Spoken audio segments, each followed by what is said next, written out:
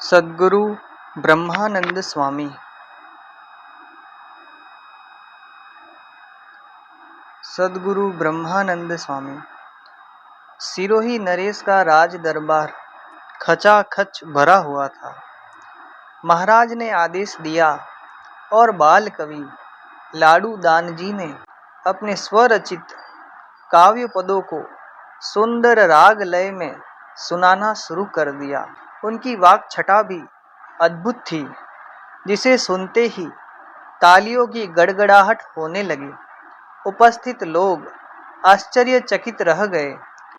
राजा के मन में एक विचार अंकुरित हुआ कि इस अनमोल रत्न का प्रकाश यदि सर्वत्र फैले तो कितना अच्छा होगा। माता लालूबा और पिता शंभुदान जी को भी भगवान ने स्वप्न में प्रेरणा प्रदान की, जिसके परिणाम स्वरूप वे राजा के विचारों से सहमत हो गए।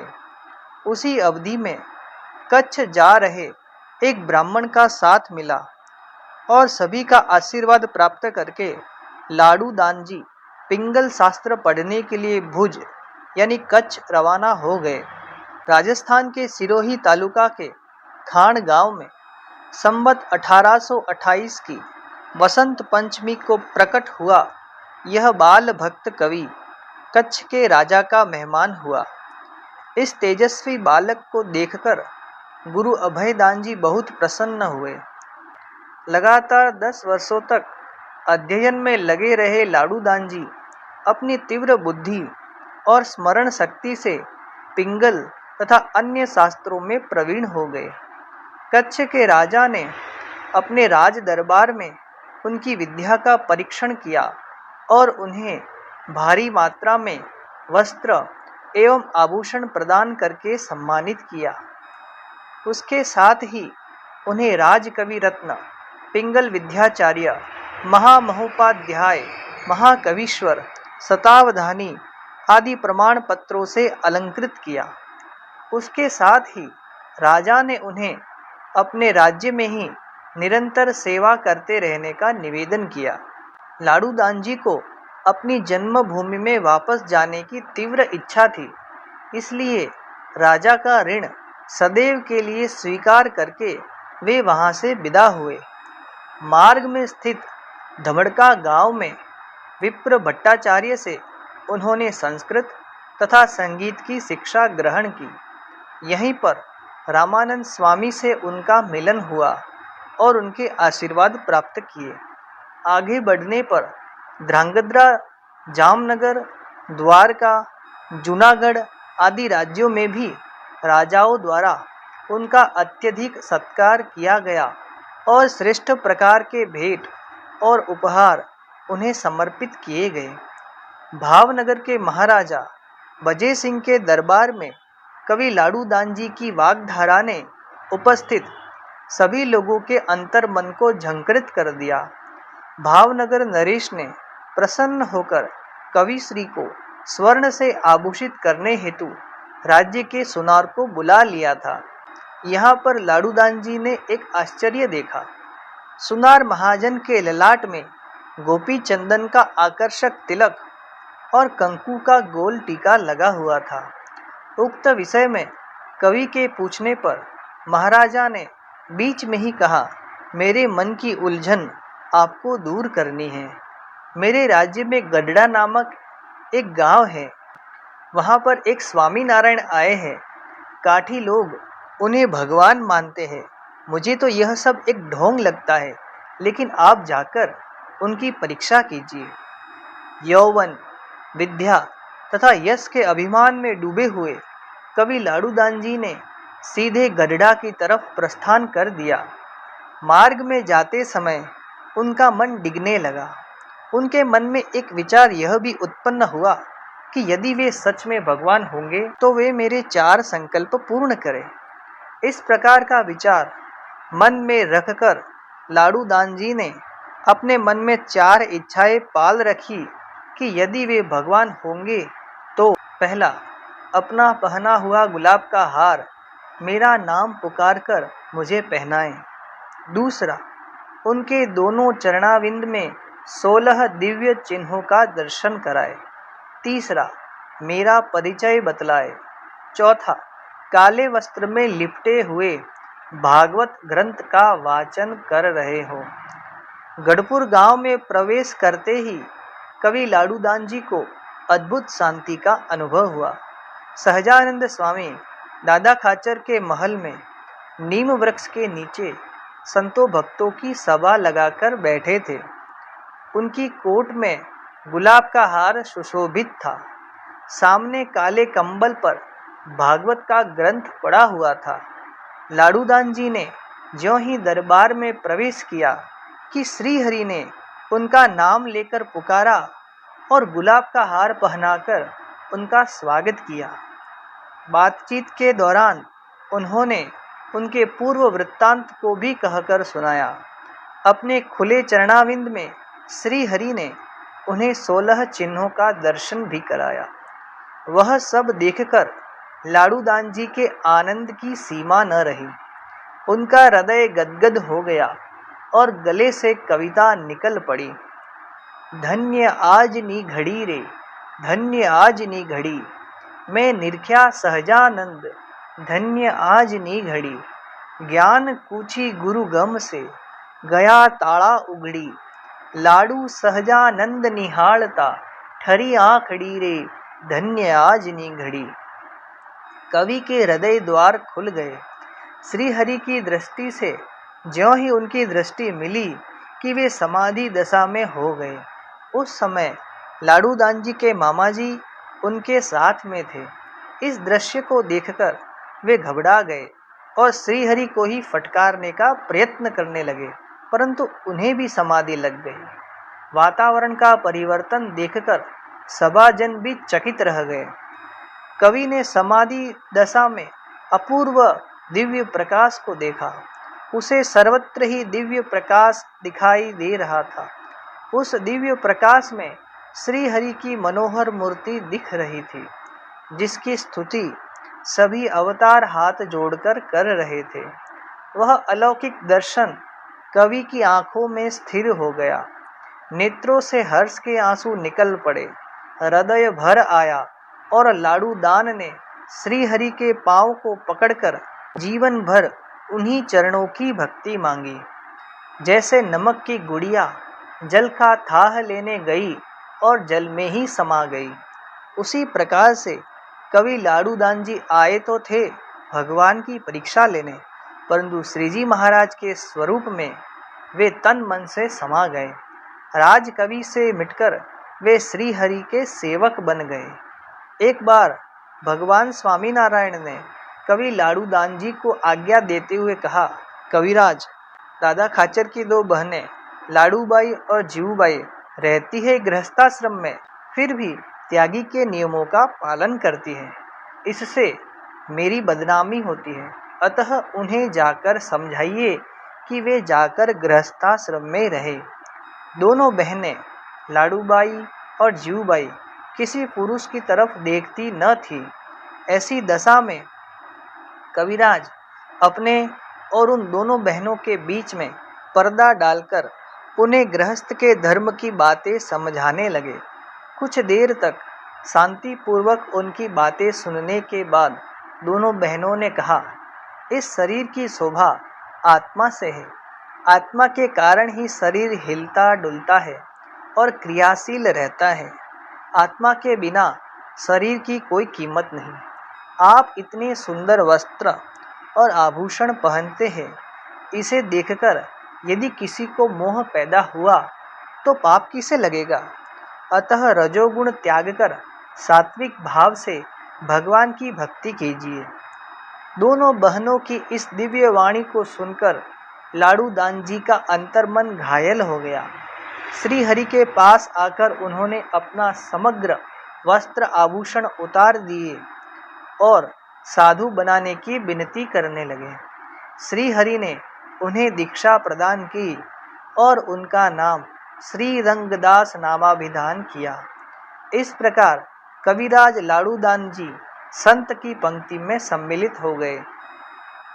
श्री रंगदास जी अपनी कवित्व शक्ति तथा अपने विनोदी स्वभाव से श्री हरि को सदैव प्रसन्न रखते थे। इसलिए भगवान स्वामीनारायण उन्हें ब्रह्मानंद कहकर पुकारते थे। लाडूदान जी को छोड़कर उनके मामाजी थाड़ गांव पहुँचे। वहां पहुंचने के बाद उन्होंने गढ़पुर में घटित हुई समग्र घटना का विवरण दिया।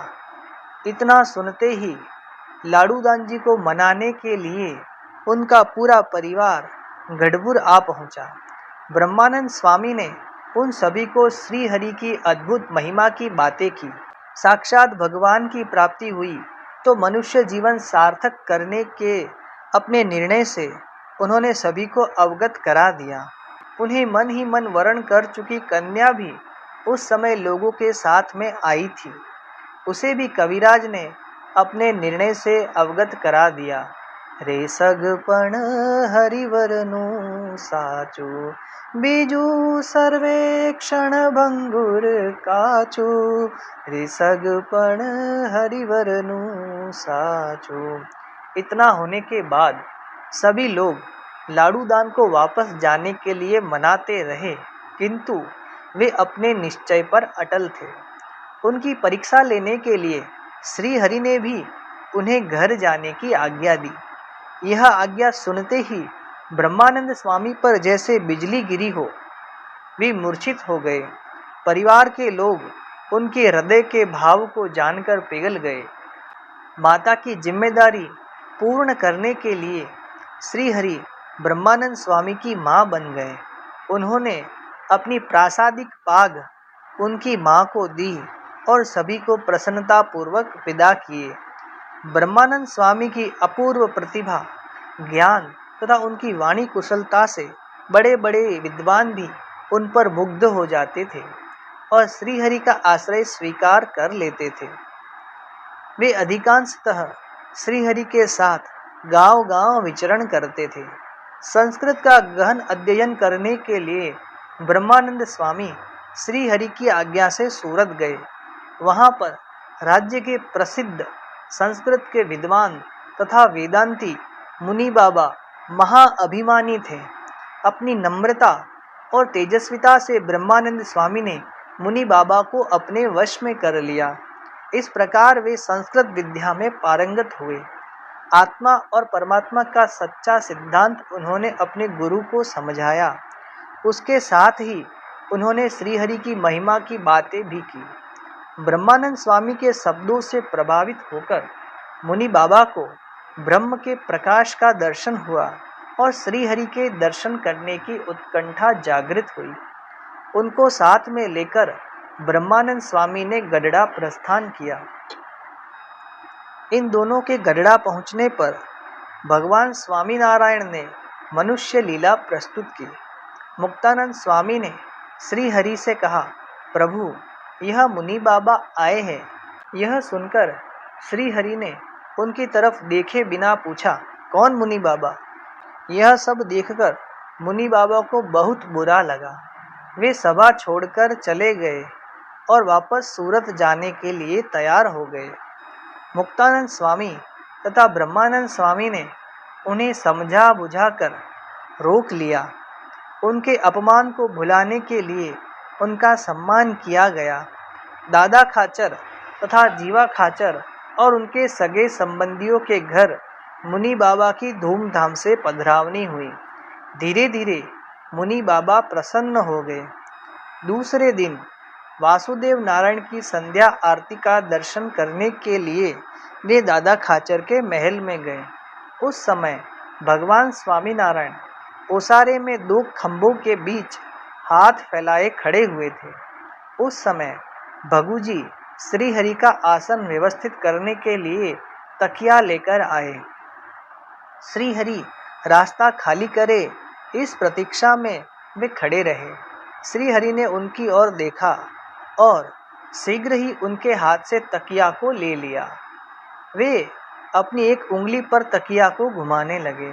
नीम वृक्ष के नीचे जहां पर आसन लगा हुआ था, वहीं पर उन्होंने घुमाकर तकिया फेंका।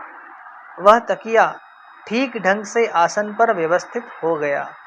मुनि बाबा ने उसे देख लिया गोवर्धन धारी की मूर्ति को उन्होंने श्रीहरि में देखा और उनका मन पिघल गया।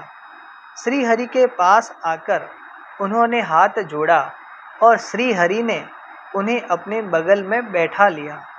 स्वयं का पहना हुआ गुलाब का हार श्रीहरि ने उन्हें पहनाया। इस प्रकार मुनि बाबा प्रसन्न हो गए। गुलाब की मीठी सुगंध लेते हुए उन्हें श्रीहरि की कृपा से समाधि हो गई। वह दिव्य दर्शन पाकर उन्हें श्रीजी महाराज की सर्वोपरि स्वरूप निष्ठा हो गई। श्रीहरि के पास आकर उन्होंने दीक्षा की विनम्रता पूर्वक याचना की। श्रीहरि ने उन्हें भागवती दीक्षा प्रदान करके उनका नाम मुनि बाबा रखा। इस प्रकार ब्रह्मानंद स्वामी बहुत प्रसन्न हुए। श्रीहरि की आज्ञा से मुनि बाबा वापस सूरत गए। वहां पर उन्होंने अर्देशर कोटवाल आदि राज्य के अधिकारियों को सत्संग कराया। बड़े ही धूमधाम से राज्य में भगवान स्वामीनारायण की पधरावनी कराई। श्रीहरि ने प्रसन्न होकर अर्देशर कोटवाल को अपनी प्रासादिक पाग प्रदान की। एक बार भगवान स्वामीनारायण अपने संतों भक्तों के साथ कच्छ पधारे। मांडवी में श्रीजी महाराज ने ब्रह्मानंद स्वामी को घोड़े पर बैठाकर गांव में उनका जुलूस निकाला। वहां पर प्रखर वेदांती खैया खत्री रहता था। उसने श्रीहरि से शास्त्रार्थ करने की इच्छा व्यक्त की। श्रीहरि ने ब्रह्मानंद स्वामी को सिखलाते हुए कहा, जब खैया आए तो आपको मेरी गद्दी पर बैठना होगा, मैं नीचे बैठूंगा। जब खैया कोई प्रश्न पूछे तो आप कहिएगा कि इसका उत्तर यह मेरा शिष्य देगा। यह सुनकर ब्रह्मानंद स्वामी को उचित न लगा, लेकिन श्रीहरि की आज्ञा के कारण वे विवश थे। खैया खत्री अपने शिष्यों के साथ सभा में आया।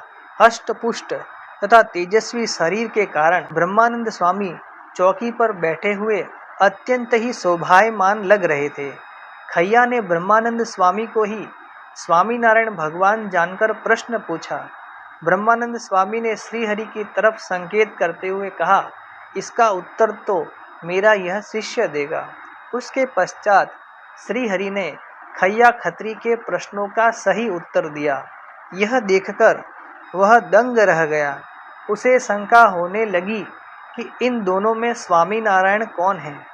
उसी दौरान उसकी माताजी दूर बैठी हुई बोली, यह छोटा वाला साधु ब्रह्म है और ऊपर बैठा हुआ साधु झूठा ब्रह्म है। यह सुनकर श्रीहरि हंसने लगे। ब्रह्मानंद स्वामी ने एकाएक श्रीहरि को खड़ा करके उन्हें गद्दी पर बैठाया। स्वयं नीचे बैठ गए।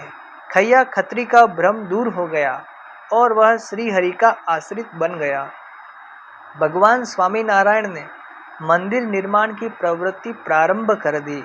उन्होंने सर्वप्रथम अहमदाबाद में मंदिर बनाने के लिए ब्रह्मानंद स्वामी को वहां भेजा।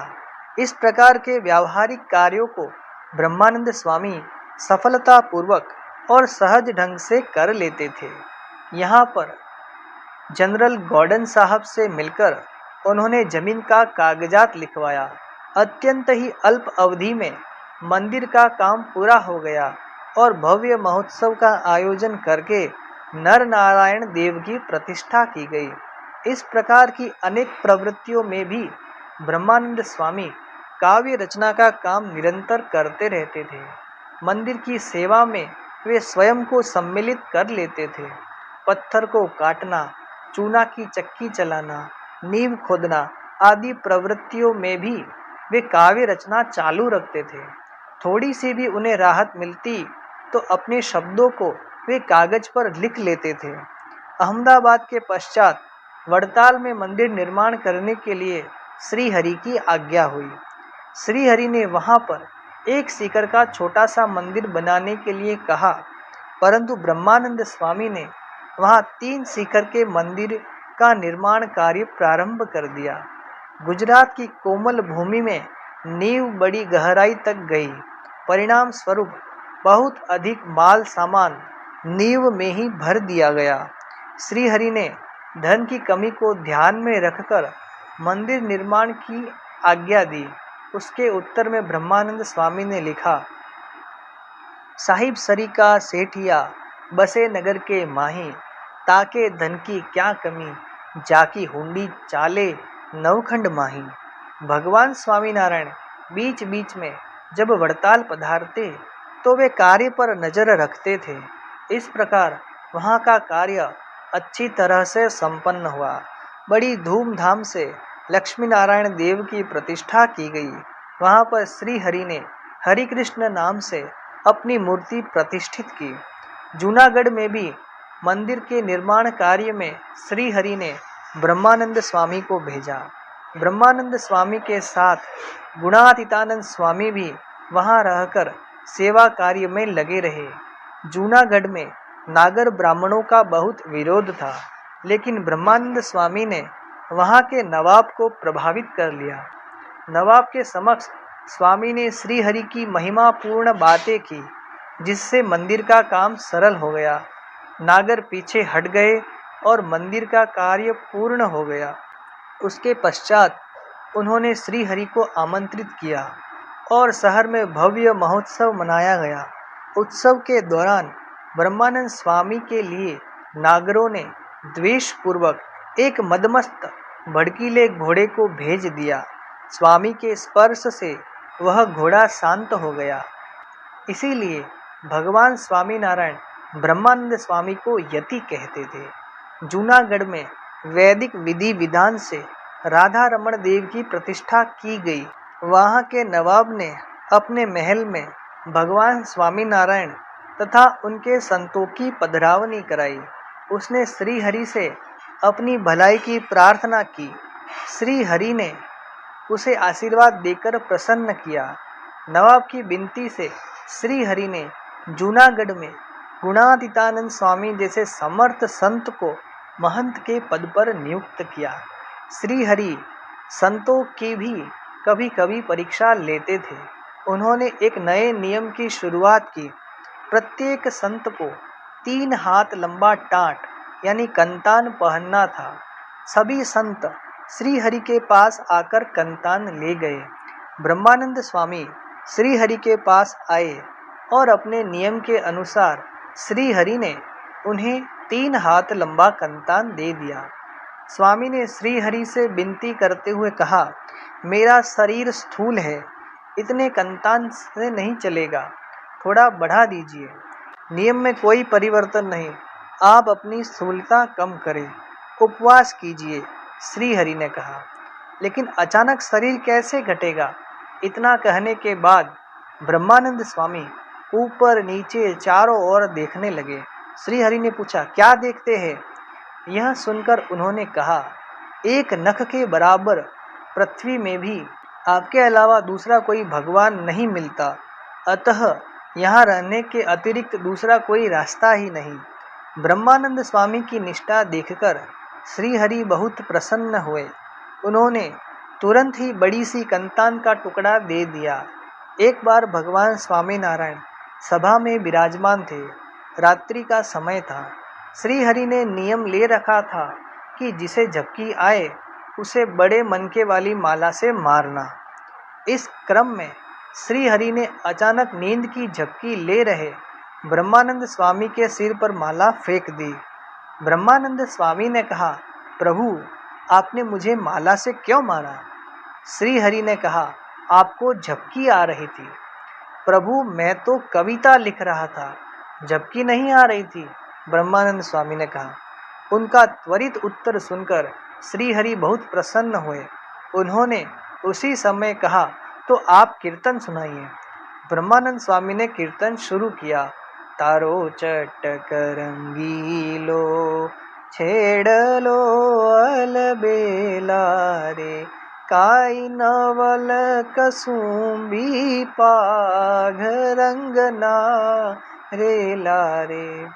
ब्रह्मानंद स्वामी कीर्तन की एक पंक्ति गाते और संतगण उसकी रटना लगाते, तब तक स्वामी दूसरी पंक्ति की रचना कर डालते। इसी प्रकार से उन्होंने 4 पद रच दिए। उनकी शीघ्र कवित्व की शक्ति से श्री हरि और संतगण बहुत प्रसन्न हुए। भगवान स्वामीनारायण ने गढ़पुर में बीमारी ग्रहण कर ली। वे ब्रह्मानंद स्वामी को प्रतिदिन स्वयं बुलाते, उनकी प्रशंसा करते और अपने भोजन के थाल से उन्हें प्रसादी दे देते थे। धीरे धीरे स्वामी को शंका होने लगी कि इसमें कोई रहस्य है। श्रीहरि की बीमारी दिन प्रतिदिन बढ़ती ही गई। ब्रह्मानंद स्वामी ने संजीवनी औषधि तैयार की। उसे उन्होंने श्रीहरि के समक्ष रखा, किंतु वे उसे ग्रहण नहीं किए। ब्रह्मानंद स्वामी तथा अन्य संतों ने बहुत विनती की।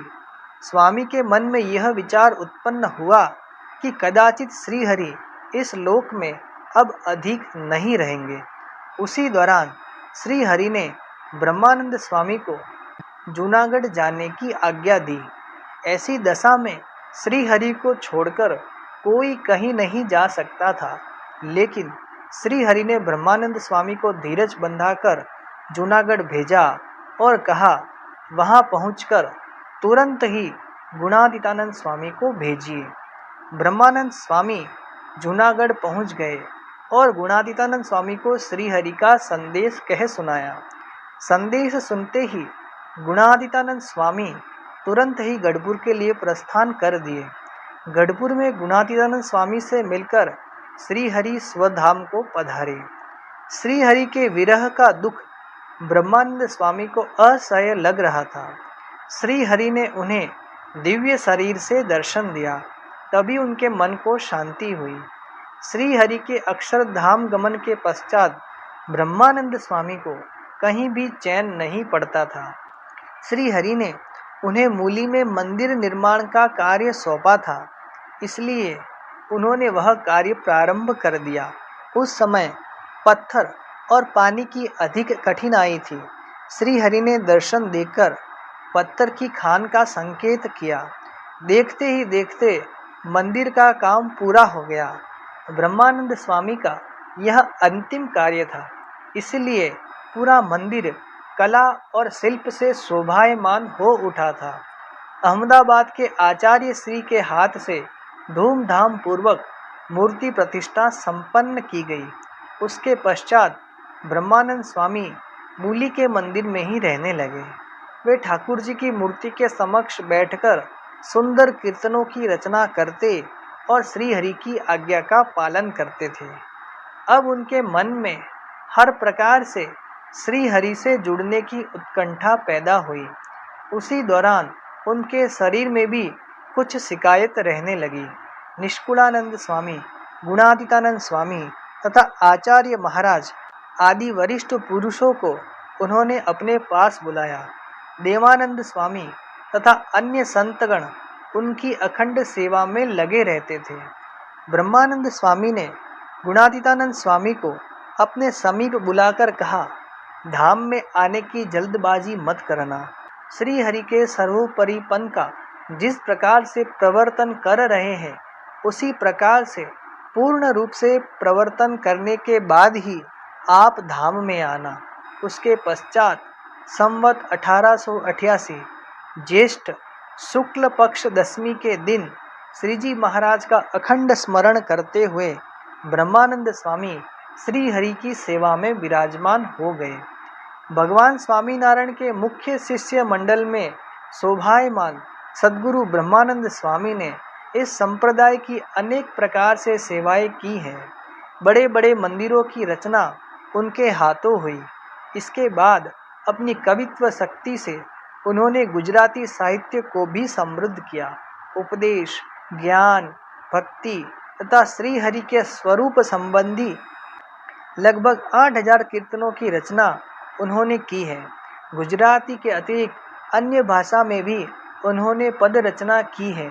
छंद छप्पय पर उनका पूर्ण अधिकार था। आज उन रचनाओं के जानकार बहुत कम हैं। उनके प्रसिद्ध ग्रंथों में ब्रह्मानंद काव्य, श्री सुमति प्रकाश, ब्रह्म विलास, शिक्षापत्री पद्य में, उपदेश चिंतामणि चंद्रावली तथा उपदेश रत्न दीपक मुख्य है। नीति प्रकाश, शिक्षापत्री हिंदी, संप्रदाय प्रदीप, धर्म सिद्धांत, वर्तमान विवेक, श्री नारायण गीता, विवेक चिंतामणि, सती गीता एवं धर्मवंश प्रकाश अप्रकाशित है। संप्रदाय तथा गुजरात में उनकी यह साहित्य रचना अमूल्य और अमर है। ब्रह्मानंद स्वामी की काव्य प्रसादी। राग गरबी। पद 1। तारा मुखनी लावणता मीठी रे, मोहन वनमाळी एवी एवी त्रिभुवन मानव दीठी रे, मोहन वनमाळी। चटक रंगीला तारा मोळीडाने छेड़े, चटक रंगीला तारा मोळीडानी छेड़े, मनडू डोळे छे केड़े केड़े रे, मोहन वनमाळी। तारा मुखनी लावणता मीठी रे, मोहन वनमाळी। रंगडो जाम्यो छे एनी फूलडानी तोरे, रंगडो जाम्यो छे एनी फूलडानी तोरे, भ्रमर भमे छे चहुकोरे रे, मोहन वनमाळी। तारा मुखनी लावणता मीठी रे, मोहन वनमाळी। भाल तिलक केसर केरू राजे, भाल तिलक केसर केरू राजे, मुख जोई ससियर लाजे रे, मोहन वनमाळी। तारा मुखनी लावणता मीठी रे, मोहन वनमाळी। ब्रह्मानंद कहे सर्वस्व वारू, ब्रह्मानंद कहे सर्वस्व वारू, रूप जोईने वाला तारू रे, मोहन वनमाळी। तारा मुखनी लावणता मीठी रे, मोहन वनमाळी। इसी प्रकार से एक और पद यहाँ ब्रह्मानंद स्वामी का दिया हुआ है। श्री स्वामी नारायण भगवान की जय।